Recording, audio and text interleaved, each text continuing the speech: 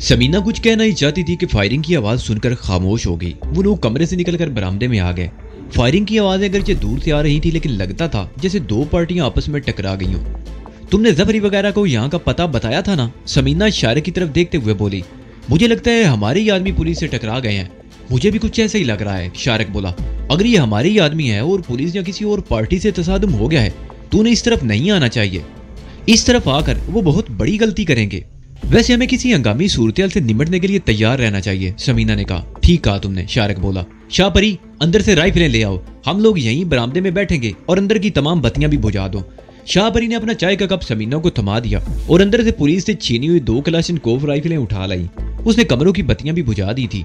शारिक के पास अपना पिस्तौल मौजूद था। वो तीनों तारीकी में कुर्सियों पर बरामदे में बैठ गए और चाय की चुस्कियां लेने लगे। फायरिंग की आवाजें बदस्तूर आ रही थी, फिर वो आवाजें बतदरीज दूर होती गईं और उनके तसलसल में भी फर्क आ गया और मिलाकर वो आवाजें बंद हो गई। शारिक और समीना वगैरह बरामदे में बैठे रहे। फायरिंग के बंद होने का मतलब ये नहीं था कि वो लोग किसी और तरफ निकल गए होंगे। हो सकता है वो पुलिस को धोखा देकर इस तरफ आने की कोशिश करें, और इस बात को भी नजरअंदाज नहीं किया जा सकता कि उनके ताकुब में पुलिस भी यहाँ पहुंच जाए। नौजवान एएसआई और उसके साथ ही कांस्टेबलों से पुलिस के आला अफसरान को ये इतला मिल चुकी होगी कि शारिक और समीना इस इलाके में मौजूद हैं।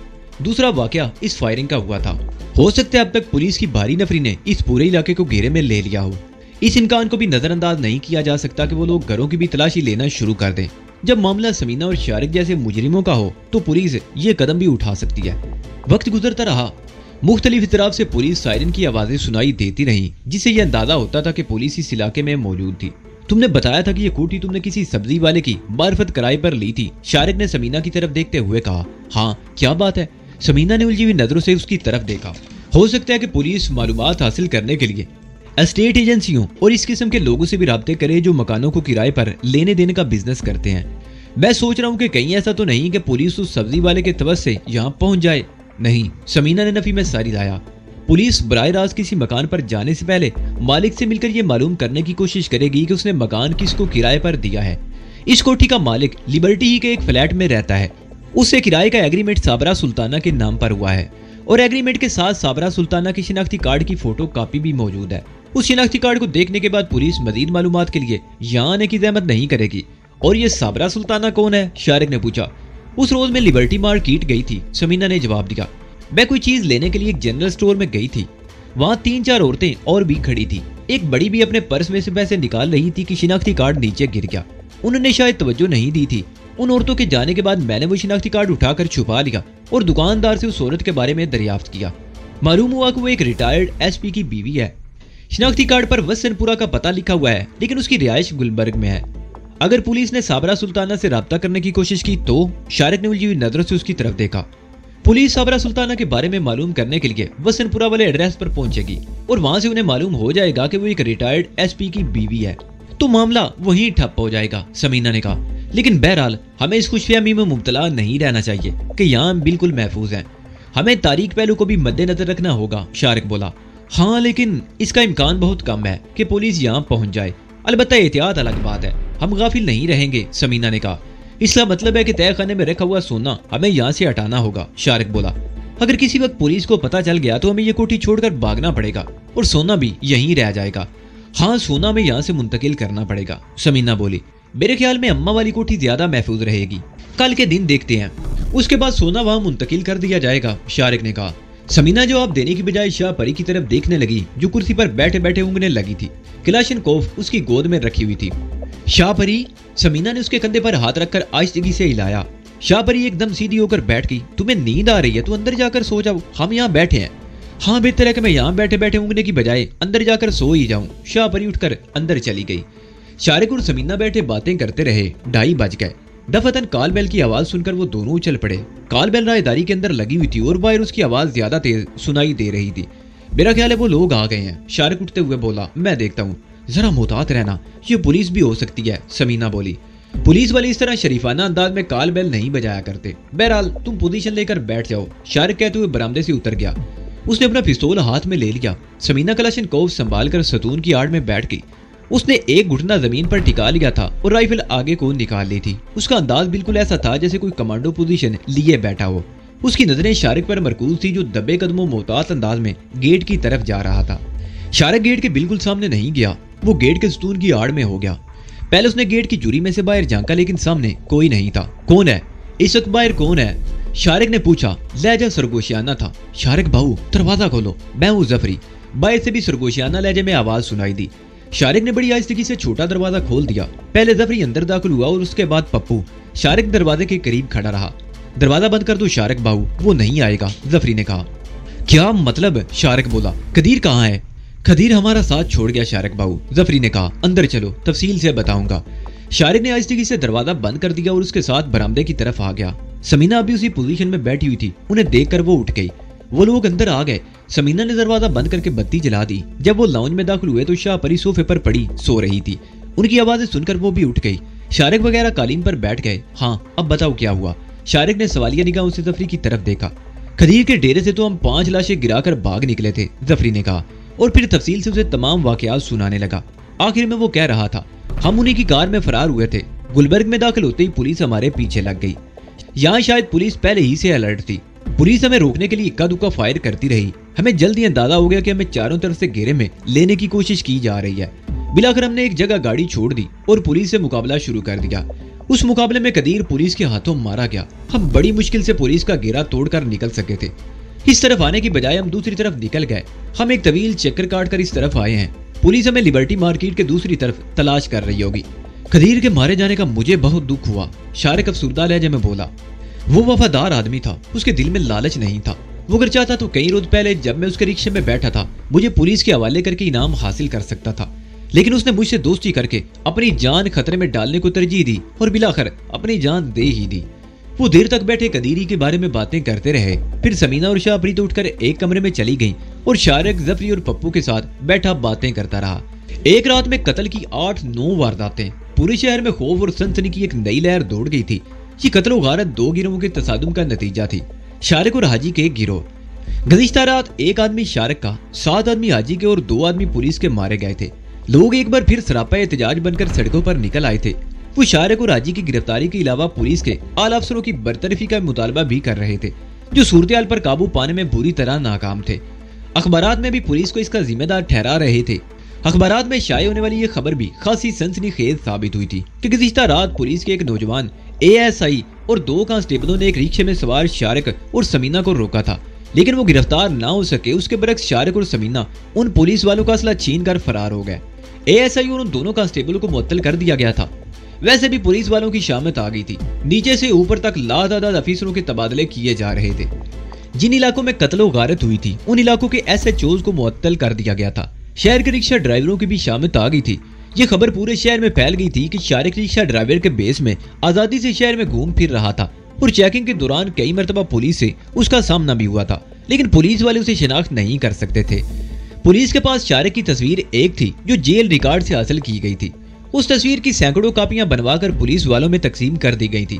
اب ہر دوسرے پولیس والے کے ہاتھ میں شارق کی تصویر تھی، لیکن یہ تصویر کئی سال پرانی تھی اور اس سے شارق کو شناخت کر لینا ناممکن نہیں تو مشکل ضرور تھا۔ اب پولیس کی تمام تر توجہ رکشے ڈرائیوروں پر مرکوز تھی۔ ہر رکشے کو روکا جا رہا تھا۔ ڈرائیور خواہ جوان ہو یا بوڑھا، اس سے ہر طرح کے سوالات کیے جاتے تھے۔ اس کا لائسنس اور شناختی کارڈ چیک کیا جاتا اور تصویر سے اس کی شناخت کی کوشش کی جاتی۔ کئی رکشے والوں کی پٹائی بھی ہوئی تھی۔ شہر کے تمام رکشے ڈرائیور پولیس کے اس رویے پر سراپا احتجاج بن گئے تھے۔ انہوں نے ہڑتال کر دی۔ پورے شہر کے رکشے بند ہو گئے، جس سے لوگوں کو مزید پریشانیوں کا سامنا کرنا پڑا۔ عجیب صورتحال تھی۔ حاجی کی پہنچ بہت اوپر تک تھی۔ کئی وزراء اور اسمبلیوں کے ممبر اس کی مٹھی میں تھے۔ پولیس اس پر ہاتھ ڈالتے ہوئے گھبرا رہی تھی۔ IG نے اس کی گرفتاری کے لیے بہت اوپر کی سطح پر کوشش کی تھی، لیکن اسے حاجی کو گرفتار کرنے کی اجازت نہیں ملی، جس پر IG نے احتجاج کرتے ہوئے اپنے عہدے سے ریزائن کر دیا۔ نئے IG نے کرسی سنبھالتے یہ حکم جاری کر دیا کہ 2 دن کے اندر اندر شارق اور سمینہ کو گرفتار کیا جائے، لیکن شارق اور سمینہ تو چھلاوا بن گئے تھے۔ سمینہ کی تو پولیس کے پاس کوئی شناخت ہی نہیں تھی۔ پولیس والے ہر عورت کو مشکوک نظروں سے دیکھ رہے تھے۔ اخبارات میں دوبارہ ان کی گرفتاری کے لیے اشتہارات شائع کیے گئے۔ انعام کی رقم 20 لاکھ سے بڑھا کر 50 لاکھ روپے کر دی گئی۔ سمینہ اور شارق نے بھی وہ اشتہار دیکھا۔ ان دونوں کے لیے حیرت کی بات یہ تھی کہ اس مرتبہ شارق کے ساتھ سمینہ کی تصویر بھی چھپی تھی۔ اس مرتبہ پولیس کو کچھ شکل آ گئی تھی۔ سمینہ کی یہ تصویر اس کے گھر والوں سے حاصل کی گئی تھی، لیکن یہ تصویر سمینہ کے کالج کے زمانے کی تھی۔ جب یہ تصویر کھینچی گئی تھی اس وقت سمینہ کی عمر 20-21 سال رہی ہوگی، جبکہ اس وقت وہ 27-28 سال کی تھی۔ اس میں بڑا فرق آ گیا تھا۔ جو لوگ شروع سے سمینہ کو دیکھتے آ رہے تھے وہ اس تصویر کی مدد سے اسے پہچان سکتے تھے، لیکن پہلی مرتبہ تصویر دیکھنے والا شخص قریب کھڑی ہوئی سمینہ کو شناخت نہیں کر سکتا تھا۔ اس تصویر کی اشاعت کے بعد سمینہ بہرحال محتاط تھی۔ پہلے تو وہ برقع پہن کر مارکیٹ جایا کرتی تھی، لیکن اب اس نے باہر نکلنا ہی چھوڑ دیا، کیونکہ دکانوں پر سودا وغیرہ لیتے ہوئے اسے چہرے سے نقاب ہٹانا پڑتا تھا اور اسے اندیشہ تھا کہ کہیں اسے شناخت نہ کر لیا جائے۔ شارق نے بھی اپنی تمام تر سرگرمیاں معطل کر دی۔ ویسے بھی 2-3 دن سے وقفے سے بارش ہو رہی تھی، وہ گھر سے باہر نہیں نکلا تھا۔ ان 2-3 دنوں کے دوران تہہ خانے میں رکھا ہوا سونا تھیلیوں میں بھر کر رضیہ والی کوٹھی میں پہنچا دیا گیا تھا۔ یہ کام سمینہ اور شاہ پری نے کیا تھا۔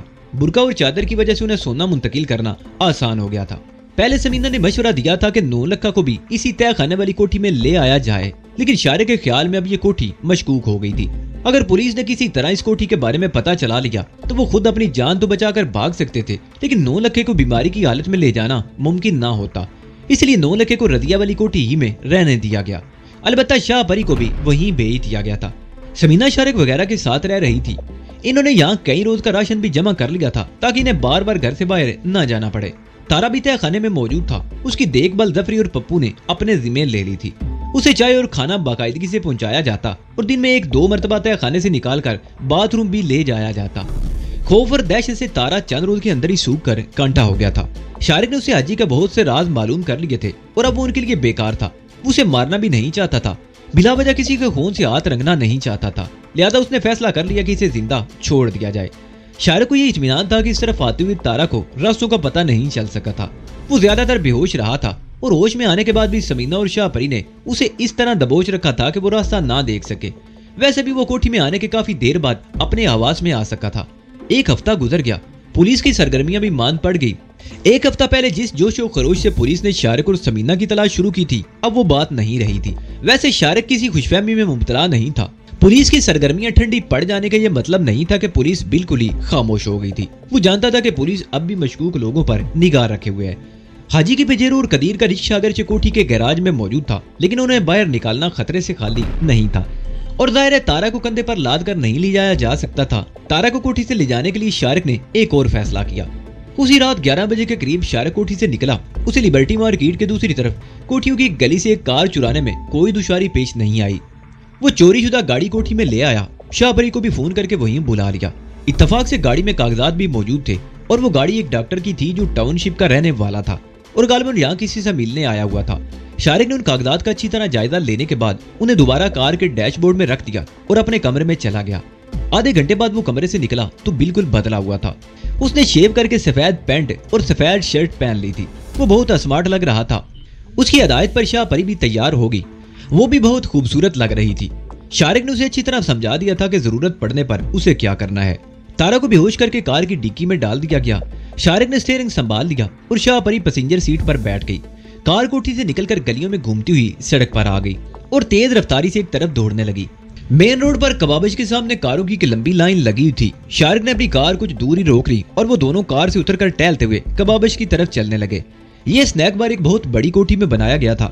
یہاں شام کے بعد لوگوں کی آمد و رفت شروع ہوتی اور رات گئے تک رونق رہتی تھی۔ شارق گھر سے نکلا تو کسی پروگرام کے تحت تھا، لیکن کبابش کے سامنے گاڑیوں کی ایک لمبی لائن دیکھ کر اس نے اپنا ارادہ ملتوی کر دیا۔ یہ ان کی خوش قسمتی تھی کہ کسی نے انہیں گاڑی پار کرتے یا اس میں اترتے ہوئے نہیں دیکھا تھا۔ کبابش میں اچھا خاصا رش تھا۔ گاہکوں میں اکثریت نوجوانوں کی تھی، ان میں لڑکے بھی تھے اور لڑکیاں بھی۔ ان سب کا تعلق بڑے گھروں سے تھا۔ رات کو دیر تک گھروں سے باہر رہنے پر بھی لڑکیوں سے کوئی بات پرس نہیں ہوتی تھی۔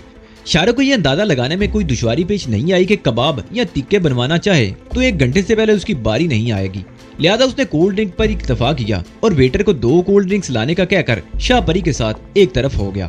وہاں اور بھی کچھ لوگ کھڑے تھے۔ شارق نے یہ بات خاص طور سے نوٹ کی تھی کہ آس پاس بیٹھے یا کھڑے ہوئے لوگ شاہ پری کو تو بڑی گہری نظروں سے دیکھ رہے تھے، لیکن اس کی توجہ کسی طرف نہیں تھی۔ وہ دل ہی دل میں مسکرا رہا تھا۔ اس کی تصویر روزانہ اخباروں میں چھپ رہی تھی اور کوئی اسے شناخت نہیں کر سکا تھا۔ وہ شاہ پری کے ساتھ ہنس ہنس کر باتیں کر رہا تھا۔ شاہ پری بھی بات بات پر مسکرا رہی تھی۔ شارق شاہ پری کے ساتھ تقریباً آدھا گھنٹہ وہاں کھڑا رہا۔ اسے اندیشہ تھا کہ ڈکی میں پڑا ہوا تارا ہوش میں آ کر ہاتھ پیر مارنا نہ شروع کر دے۔ کولڈ ڈرنکس پینے کے بعد شارق نے بل ادا کیا۔ تقریباً اسی وقت ایک ٹیکسی وہاں کر رکی۔ ایک عورت اور ایک مرد ٹیکسی سے اترے۔ مرد نیچے اتر کر ڈرائیور کو پیسے دے رہا تھا کہ شاہ پری اور شارق پچھلی سیٹ پر بیٹھ گئے۔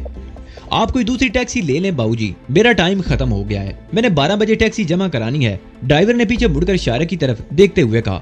لبرٹی تک چھوڑ دو یار، شارق بولا۔ چلو ٹھیک ہے، مجھے بھی اسی طرف جانا ہے، اگر میرا ادھر کا راستہ نہ ہوتا تو میں کبھی نہ بٹھاتا، ڈرائیور کہتے ہوئے سیدھا ہو کر بیٹھ گیا۔ وہ لوگ لبرٹی کے چوراہے پر اتر گئے، یہاں بھی تکے کباب، پان، سگریٹ کی دکانوں اور ریسٹورنٹ میں اچھی خاصی رونق تھی۔ سینما کا آخری شو ابھی ختم نہیں ہوا تھا، ویسے سینما کے شو سے اس رونق میں کوئی فرق نہیں پڑتا۔ اس چوک پر رات 2 بجے تک یہی گہما گہمی رہتی۔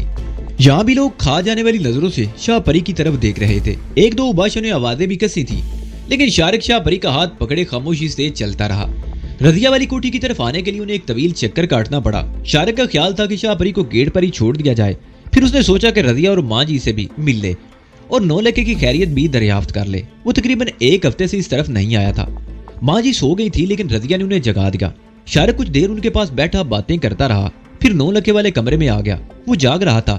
شارق کو دیکھ کر اس کے ہونٹوں پر مسکراہٹ آ گئی۔ آج تو ماشاءاللہ بڑے سمارٹ لگ رہے ہو شارق باؤ۔ وہ اٹھ کر بیٹھ گیا۔ تمہیں کسی کی نظر نہ لگ جائے۔ میں نظر پروف ہوں، مجھے کسی کی نظر نہیں لگتی، شارق نے مسکراتے ہوئے کہا اور پلنگ کے قریب کرسی گھسیٹ کر بیٹھ گیا۔ کیسی طبیعت ہے اب؟ پہلے سے بہت اچھا ہوں، 9 لکھے نے جواب دیا۔ 2-4 دن بعد تمہارے ساتھ تفریح شروع کر دوں گا۔ بالکل نہیں، شارق بولا، تم کم از کم 1 مہینہ مکمل آرام کرو گے۔ تمہارے سلسلے میں کوئی رسک نہیں لے سکتا۔ اگر دوبارہ بیمار پڑ گئے تو تمہارا زندہ بچنا مشکل ہو جائے گا۔ ڈاکٹر احمد بھی یہی کہتا ہے، 9 لکھے نے گہرا سانس لیتے ہوئے کہا۔ لیکن تم اچھی طرح جانتے ہو کہ 9 لکھا اس طرح چارپائی پر نہیں پڑا رہ سکتا، اور وہ بھی ایسی صورت میں جب میرا یار چاروں طرف سے دشمنوں میں گھرا ہوا ہو۔ مجھے تمہاری زندگی زیادہ عزیز ہے، شارق مسکرایا۔ تمہارا یار دشمنوں سے نمٹ رہا ہے، تم دیکھ رہے ہو میں صحیح سلامت ہوں، کوئی آج تک میرا کچھ نہیں بگاڑ سکا۔ ٹھیک ہے بھائی، 9 لکھے کے منہ سے گہرا سانس نکل گیا۔ تم لوگوں نے یہ طے کر ہی لیا ہے تو ٹھیک ہے۔ اچھا ذرا یہ تو بتاؤ سمینہ بی بی کیسی ہے؟ کئی روز سے اسے بھی نہیں دیکھا۔ سمینہ بھی ٹھیک ہے، شارق نے جواب دیا۔ شارق کافی دیر تک اس سے باتیں کرتا رہا۔ جب وہ جانے لگا تو رضیہ نے اسے روک لیا۔ آج یہیں رہ جاؤ نا بھیا، کئی دن بعد آئے ہو، تم سے بہت سی باتیں کرنی ہے۔ ٹھیک ہے، تمہاری فرمائش تو رد نہیں کر سکتا، شارق نے مسکراتے ہوئے کہا، اور اس نے فون پر سمینہ کو بھی اطلاع دے دی کہ وہ آج رات یہیں رہے گا۔ وہ رات 2:30-3 بجے تک باتیں کرتے رہے۔ رضیہ بھی اسے مجبور کر رہی تھی کہ سارے کام دھندے چھوڑ کر وہ لوگ کسی دوسرے ملک چلے جائیں جہاں گمنام رہ کر سکون کی زندگی گزار سکے۔ شارق نے بھی اس سے یہی وعدہ کیا کہ حاجی والے معاملے سے نمٹنے کے بعد وہ سب کچھ چھوڑ دے گا۔ رضیہ ٹھیک ہی تو کہہ رہی ہے شارق بہو، 9 لکھے نے مداخلت کرتے ہوئے کہا۔ خود سوچو یار، یہ بھی کوئی زندگی ہے، چھپ چھپ کر جی رہے ہیں۔ چھوڑو سب کچھ، ان سب کو لے کر نکل چلو یہاں سے۔ تم بھی ان کے ساتھ ہو، شارق مسکرایا۔ کون نہیں چاہتا کہ وہ آرام کی زندگی گزارے، 9 لکھا بولا۔ بہت ہو چکا، بس چھوڑ دو اب یہ سب کچھ۔ ٹھیک ہے، شارق بولا، چند روز، مجھے صرف چند روز دے دو تم لوگ، میں ہر بات مان لوں گا۔ 9 لکھا کچھ کہنا ہی چاہتا تھا کہ لاؤنج میں فون کی گھنٹی کی آواز سنائی دی۔ وہ تینوں چونک گئے، اس وقت کون ہو سکتا ہے؟ رضیہ اپنی جگہ سے اٹھتے ہوئے بولی، تم بیٹھو میں دیکھتا ہوں۔ شارق اٹھ کر لاؤنج میں آ گئے اور فون کا ریسیور اٹھا لیا۔ ہیلو شارق، میں سمینہ بول رہی ہوں۔ ریسیور پر سمینہ کی آواز سنائی دی۔ تم فوراً یہاں آؤ، خیریت ہے؟ شارق اس وقت سمینہ کی آواز سن کر ہی چونک گیا تھا۔ ایک ایمرجنسی ہو گئی ہے، سمینہ نے کہا۔ پولیس تو نہیں؟ نہیں، سمینہ نے اس کی بات کاٹ دی۔ ایک اور مسئلہ ہے، فون پر تفصیل سے بات نہیں ہو سکتی۔ ٹھیک ہے، میں آ رہا ہوں، شارق نے کہتے ہوئے فون بند کر دیا۔ وہ ریسیور رکھ کر مڑا تو رضیہ کو دیکھ کر رک گیا۔ وہ قریب ہی کھڑی تھی اور غالباً اس نے ساری باتیں سن لی تھی۔ کیا بات ہے، کہاں جا رہے ہیں؟ اس نے پوچھا۔ دوسری کوٹھی، سمینہ کا فون تھا، میں وہاں جا کر تمہیں فون کروں گا۔ میرا خیال ہے کوئی پریشانی کی بات نہیں، شارق نے کہا۔ اس نے کمرے کے دروازے پر کھڑے ہو کے 9 لکھے کو بتا دیا کہ وہ جا رہا ہے اور پھر دروازے سے باہر نکل گیا۔ رات کو شارق اور شاہ پری کے جانے کے بعد سمینہ، ظفری اور پپو دیر تک برآمدے میں بیٹھے باتیں کرتے رہے۔ 1 بجے کے قریب ظفری اٹھ کر سونے کے لیے کمرے میں چلا گیا۔ پپو بیٹھا سمینہ سے باتیں کرتا رہا۔ وہ اپنی کسی محبوبہ کا قصہ سنا رہا تھا اور سمینہ بڑی دلچسپی سے باتیں سن رہی تھی۔ 2:30 بجے کے قریب سمینہ اٹھ گئی۔ پپو نے بھی کرسی چھوڑ دی۔ وہ دونوں اندر آ گئے تھے۔ کنڈا پپو نے لگایا تھا، وہ تو لاؤنج میں ہی رک گیا اور سمینہ اپنے کمرے میں آ گئی۔ کمرے کا دروازہ بھیڑ دیا اور باتھ روم میں گھس گئی۔ چند منٹ بعد وہ لباس تبدیل کر کے باتھ روم سے باہر آ گئی۔ اس نے جینز اور شرٹ اتار کر شب خوابی کا لباس پہن لیا تھا۔ یہ لباس اس نے 2-3 دن پہلے ہی بازار سے خریدا تھا، جو لمبائی میں پنڈلیوں سے اوپر اور گھٹنوں سے ذرا نیچے تھی۔ جالی سے ملتا جلتا یہ کپڑا خاصا باریک تھا، جس سے اس کا جسم جھلک رہا تھا۔ اس نے تکیہ اٹھا رکھا تھا۔ شارق کا پستول تکیے کے نیچے رکھا ہوا تھا۔ اس نے تکیہ درست کیا اور بستر پر لیٹ کر پلنگ پر پڑا ہوا رسالہ اٹھا لیا۔ وہ مطالعے کی شوقین تھی اور اکثر رسالہ وغیرہ بازار سے لے آتی تھی۔ جب بھی موقع ملتا کچھ نہ کچھ پڑھ لیتی تھی۔ وہ پلنگ کی پشت سے ٹیک لگا کر نیم دراز ہی ہو گئی اور رسالہ پڑھنے لگی۔ समीना का ख्याल था कि 2-3 सफात पढ़ने के बाद वो सो जाएगी। अभी उसने एक ही सफा पढ़ा था कि कमरे का दरवाजा खुला और पप्पू अंदर दाखिल हुआ। पप्पू की इस तरह अचानक अंदर चले आने से समीना किसी कदर गड़बड़ा सी गई। वो सीधी होकर बैठ गई और अपने कपड़े का किनारा नीचे की तरफ खींचने लगी। समीना बीबी वो पप्पू शायद कुछ कहने के लिए आया था, लेकिन समीना को इस हालत में देखकर उसकी आवाज हल्क में अटक कर रह गई। क्या बात है? समीना के लहजे में नागवारी थी। अंदर आने से पहले दरवाजे पर दस्तक नहीं दे सकते थे? गलती दरअसल उसी की थी। दरवाजा उसने भीड़ दिया था और उसे बोल्ट करना भूल गई थी। मेरा दिल चाय पीने को चाह रहा था, मैंने सोचा आपसे भी पूछ लूं। पप्पू ने जवाब दिया। उसका तनफ्फुस बेरब्त हो रहा था। नहीं, मुझे चाय नहीं पीनी, तुम बाहर जाओ, मैं दरवाजा बंद करूंगी। समीना ने रसाला रख दिया और पलंग से उतरने लगी। पप्पू अपनी जगह पर खड़ा रहा था। उसकी नजरों में अजीब सी चमक उभर आई थी और वो समीना का जायजा ले रहा था। जाओ निकलो, मैं दरवाजा बंद करूंगी, समीना बोली। उसके लहजे की नागवारी बढ़ गई थी। समीना बीबी। पप्पू उस पर नजरें जमाते हुए बोला, जान तो हम भी लड़ाते हैं, गोलियों की बारिश में दुश्मनों का मुकाबला तो हम भी करते हैं। तो क्या शारिक लाट साहब का बच्चा है कि तुम पर सिर्फ उसी का हक है? हमें भी तो कुछ मिलना चाहिए ना। सारा सोना तो शारिक ने कहीं और पहुंचा दिया है, लेकिन तुम तो यहाँ हो और सोने से ज्यादा कीमती हो। क्या बकवास कर रहे हो? तुम्हें ऐसी बात सोचते हुए भी शर्म आनी चाहिए। समीना जुमला मुकम्मल नहीं कर सकी। पप्पू ने अचानक उस पर छलांग लगा दी थी। वो उसे अपने साथ लेता हुआ पलंग पर गिर गया और दस्त दराजी करने लगा। समीना के हल्क से गुर्राटे से निकल रही थी। वो अपने आप को छुड़ाने की कोशिश कर रही थी, लेकिन पप्पू पर जुनून सा तारी हो रहा था। समीना ने उसके हाथ पर दांत गाड़ दिए। पप्पू बिलबिला उठा। समीना ने अपनी पूरी कुव्वत इस्तेमाल करते हुए उसे धक्का देकर पलंग से नीचे गिरा दिया। पप्पू गालियां बकते हुए बड़ी तेजी से उठकर खड़ा हो गया। मैंने बहुत सब्र किया है, वो समीना की तरफ देखते हुए फुंकारा। आज मौका मिला है तो मैं तुम्हें छोड़ूंगा नहीं। उसने समीना की तरफ छलांग लगा दी। समीना बड़ी फुर्ती से एक तरफ हट गई। पप्पू पलंग पर गिरा। ये क्या हो रहा है? दरवाजे की तरफ से जफरी की आवाज सुनकर वो दोनों चौंक गए। जफरी उस्ताद। पप्पू उसकी तरफ देखते हुए बोला, देखो यार, शारिक अकेला ही ऐश करता रहता है, इस पर हमारा भी तो हक है ना। शारिक धोखे से यहाँ से सारा सोना ले गया है, उसे हम पर यकीन नहीं है, लेकिन आज की रात ये तो यहाँ अकेली है। जरा देखो तो कैसी कियामत है। हम कब तक तरसते रहेंगे यार? आज मौका मिला है, फायदा उठा लो। पप्पू की बातों से जफरी भी लड़खड़ा गया। उसकी नीयत में भी फतूर आ गया था। वो भी भूखी नजरों से समीना की तरफ देखने लगा। लानत हो तुम पर पप्पू, वो बोला। ये लौंडिया तुम्हारे काबू में नहीं आ रही। चलो आगे बढ़ो, पटक दो इसे बिस्तर पर। नमक हराम। समीना गुर्राई। मैं तुम दोनों को जिंदा नहीं छोड़ूंगी। पप्पू ने समीना की तरफ छलांग लगाई। समीना झुकाई देकर पलंग पर गिर गई। वो दूसरी तरफ उतरना चाहती थी, लेकिन पप्पू उसकी टांग से लिपट गया और उसे पीछे की तरफ खींचने लगा। समीना ने दोनों हाथों से पलंग की पुष्ट को पकड़ लिया और टांगों को जोर जोर से झटकने लगी, लेकिन उसका एक हाथ पलंग की पुष्ट से हट गया और तकिए की पुष्ट पर पड़ा। और फिर एकदम उसे याद आ गया कि तकिए के नीचे शारिक का पिस्तौल पड़ा हुआ है। उसने हाथ तकिए के नीचे डालकर पिस्तौल पकड़ लिया। उसी वक्त जफरी भी छलांग लगाकर पलंग पर आ गया और समीना को गिरफ्त में लेने की कोशिश करने लगा। समीना ने पूरी कुव्वत से टांगों को झटका दिया। पप्पू दूर जा गिरा। समीना ने अपने आप को एक और झटका दिया। जफरी की गिरफ्त ढीली हुई तो समीना बड़ी तेजी से सीधी हो गई और ठीक उसी लम्हे जफरी उसे गिरफ्त में लेने के लिए एक बार फिर उस पर झपट पड़ा।